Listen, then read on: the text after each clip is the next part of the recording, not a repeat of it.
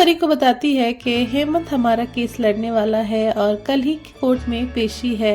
तो यहाँ पर जो परी होती है थोड़ा डर जाती है और यहाँ तुलसी समझाती है। वहीं तुलसी बोलती है कि वृंदा यहाँ करीमा का ख्याल रख लेगी। यहाँ परी बोलती है कि हाँ, वृंदा काफ़ी अच्छी है और मैंने उसे काफ़ी भला बुरा बोला है पहले। यहाँ तुलसी को ये भी बताती है कि जो मैंने उसके साथ किया वो बहुत गलत किया है। वृंदा में आप ही की परछाई है। ऐसे में यहाँ तुलसी बोलती है कि हाँ, मेरी बहू और मेरी बेटी दोनों ही अच्छे हैं। दूसरी तरफ हम देखेंगे कि तुलसी, मिहिर, सारे घर वाले आ जाते हैं यहाँ कोर्ट में, जहाँ पर हेमंत भी होता है परी का केस लड़ने के लिए। यहाँ रणविजय से पूछा जाता है कि आपकी तरफ से कोई लॉयर है। ऐसे में रण बोलता है कि हाँ। इतने में यहाँ पीछे से आवाज़ आती है यहाँ गौतम की और बोलता है कि मैं यहाँ रणविजय की तरफ से केस लड़ने वाला हूँ। यहाँ जाना पहचान आवाज़ सुनकर तुलसी पीछे देखती है तो उसे अपना बेटा गौतम दिखाई देता है। सारे घर वाले यहाँ चौंक जाते हैं, यहाँ तक कि हेमंत को भी नहीं पता होता है कि रणविजय की तरफ से वो केस लड़ने आया है। वहीं नैना को काफ़ी खुशी होती है कि ये सारे घर वाले अपने में ही लड़ रहे हैं।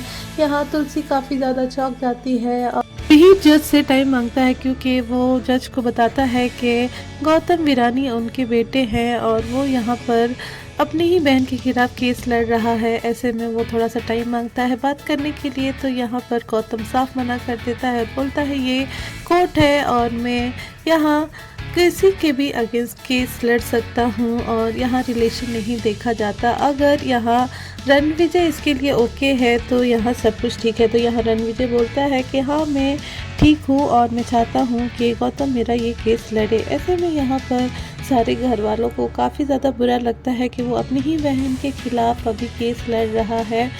हेमंत भी यहाँ समझाता है गौतम को कि तुम परी के अगेंस्ट केस लड़ने जा रहे हो जो कि तुम्हारी बहन है। तो यहाँ पर वो गौतम यहाँ हेमंत को भी नहीं सुनता है और अपने केस में लग जाता है। यहाँ पर वो परी को बुलाता है और वो पूछता है कि परी से कि तुम्हारी माँ तुम्हारे अगेंस्ट थी ना पहले।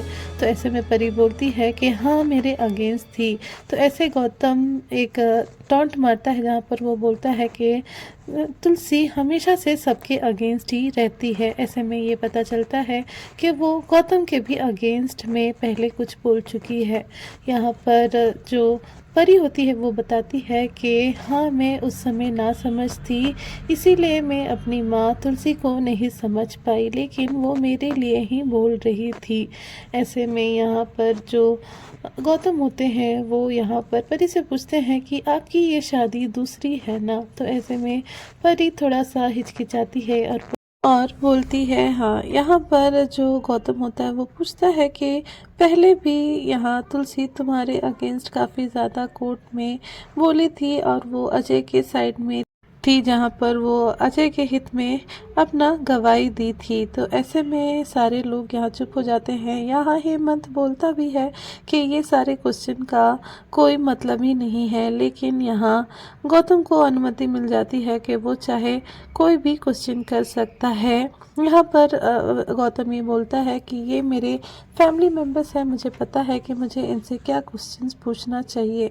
तो यहाँ पर जो जज होते हैं वो यहाँ पर अनुमति दे देते हैं गौतम को कि वो अपने तरीके से क्वेश्चन पूछ सकते हैं। तो दोस्तों, आप क्या कहेंगे? क्या यहाँ गौतम जीतेगा या फिर हेमंत?